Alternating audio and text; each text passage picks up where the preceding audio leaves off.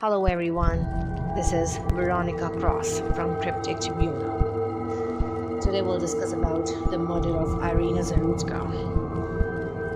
In August 2025, tragedy struck Charlotte, North Carolina. A young woman named Iryna Zarutska, just 23 years old, boarded the Lynx Blue Line light train. She had escaped the horrors of war in Ukraine, hoping to start a new safe life in the US.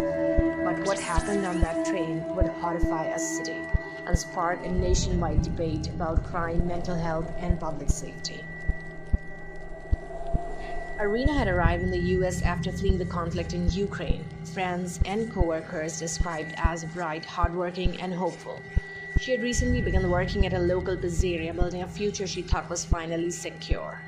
But the Charlotte light rail system, a place thousands use daily, became the scene of her final moments. On the evening of August 22, 2025, Iryna sat inside a light rail car.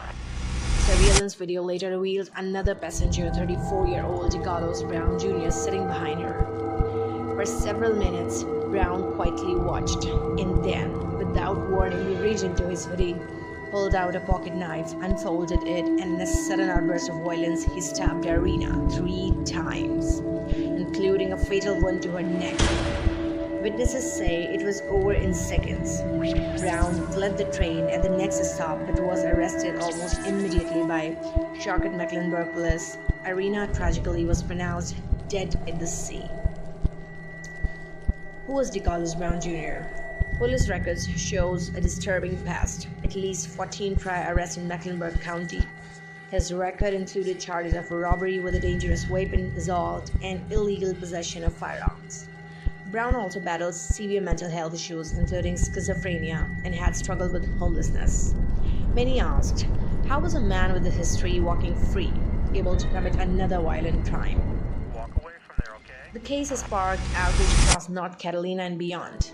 A young refugee who had survived war lost her life on public transit, in which authorities call a completely unprovoked attack.